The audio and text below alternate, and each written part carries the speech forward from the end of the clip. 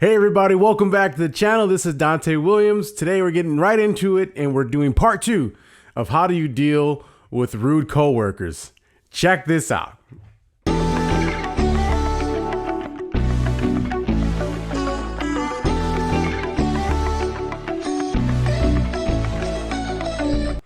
Okay, so we're going to pick up back where we were at last week. Last week we talked about how do we handle and talk and mitigate and work through having difficult interactions with people that are just honestly flat out just rude and disrespectful in the workplace. I want to highlight a particular perspective for the second episode. You know, one of the things is we know these people are rude. We know that they are hard to deal with.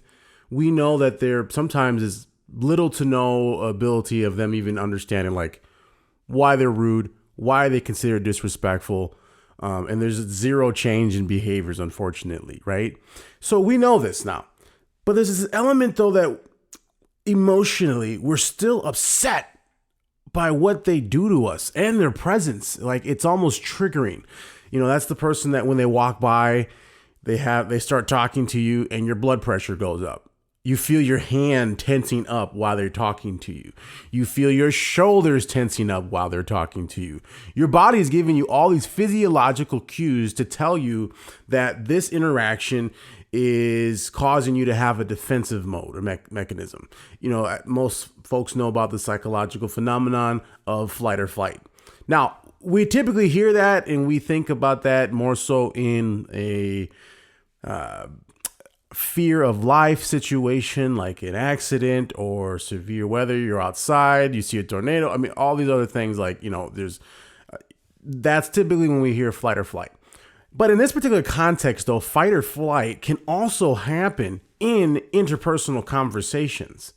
It's the same mechanism, but just being exacerbated and brought out of the context of dialogue in the workplace. So those same physiological, innate, carnal almost reactions to things are also taking place while we have this conversation with this person that truly just blows our mind. And if we were to be honest, I despise this person, but yet we were forced to interact with them. And so I want to point out why this emotional energy exists. So one of the things that I think is important to know and to think about while we're experiencing this.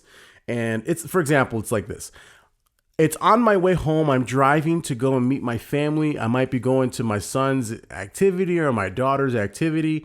And the entire time while I'm driving home and picking them up to take them there, I am consciously thinking about what I should have said to this rude person, how I should have reacted to this person, how they made me feel, my frustrations, all the other times that they've done it. They violated us, really. They've made us feel like we have to be on the defense. And so our mind is trying to reconcile this injustice that's continuing to happen, which creates this emotional response within us. All while, again, this is like 45 minutes. Some of our commutes are, right? And we're thinking about that interaction the whole time. We're thinking about how they talk to us. We're thinking about that what we should have done thing. That what we should have done thing is carnal, right? Because typically 9 times out of 10, the thing that you wanted to truly do, right, is the thing that you really know that you shouldn't have done, right? From a professional context. It's sometimes, I think the difficult part is that the person is interacting with you disrespectfully, and then your rightful response is to give it back to them at the same degree they gave it to you. But you're choosing to take the high road, and that high road, for some reason, it doesn't feel good at the moment, right? It doesn't. Taking the high road feels like you lost. But really, truthfully, taking that high road means that you've actually won.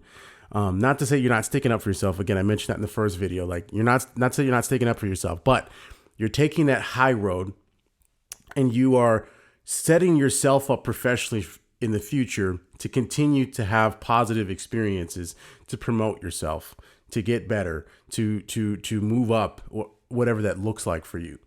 But it's important to recognize and remember that while you have those particular thoughts about how they've made you upset, Do not just let them linger. This is a little bit of like CBT stuff going on I'm talking about, but it's applied to the workplace.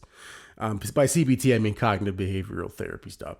Like identify the action that happened, identify the emotion that happened, and identify the result of that. So point out, I'm noticing like, why am I so upset? And then go through the actions that the person did to you, right? You're like, okay, I'm upset because they called me out in a meeting. They sent me an extremely passive aggressive and rude email. They've talked about me behind my back to my coworkers and my boss. They've thrown me under the bus. They tried to usurp and undermine my authority in certain contexts. Identify the behaviors. And honestly, if I were you, I would advise, take a notebook and write that out. Literally write it out. Keep it to yourself. Obviously, you don't want someone to get their hands on it, but just write out, like, how am I feeling? I'm angry. Okay, no judgment with that. Now you feel angry. Now, what happened that made you angry? Then go on that journey and write out, I'm angry because this person did this to me. And then what was the result? Well, I had to have a conversation with my supervisor because this person plays nonsensical games in the workplace, and it's completely rude and completely just irresponsible for how they're behaving. But yet I have to be subject to this. I'm forced to deal with them and their actions and how it subsequently affects me. There you go. 1, 2, 3. You outline it that way, and then you say, it's not okay and it's not my fault. Back to my first video. It's not okay and it's not my fault. But that activity can help reduce or alleviate a lot of stress, because at the end of the day, we want to spend we're all very busy people. This world that we live in is very, very chaotic at times. It's very time consuming. It's very draining. And when we are with our spouses, our partners, our children, our family, we want to be present. We want to be mindful, right? That's a term, right? We want to be present. We want to feel, we want to observe, we want to be fully engaged with our families. We don't want to give any more of our cognitive space in our minds to these people that don't deserve space. We're not renting space in our mind for 10 to 15%, thinking and ruminating so much on this person that I'm not even focused on my child's game. My child scores a touchdown and I'm not even thinking about it because I'm still upset and mad about what happened 2 days ago. It's not worth it. So this activity is one of many activities, again, that I'll continue to discuss. And this seems to be a popular video. So, hey, let me know what your thoughts are and stuff, and if other topics that you want to talk about. But remember, as I wrap this video up, identify the emotion that you have about the situation, dealing with them, and the person specifically. Identify the action that happened. What did they do to you? And thirdly, what was the result of that? And then thinking through, this was not my fault, but encapsulating the situation and looking at it face value from those 3 components can really help you. All right, folks, that's all I got for you today. Thank you so much for watching this. I hope you all have a great day. Thanks.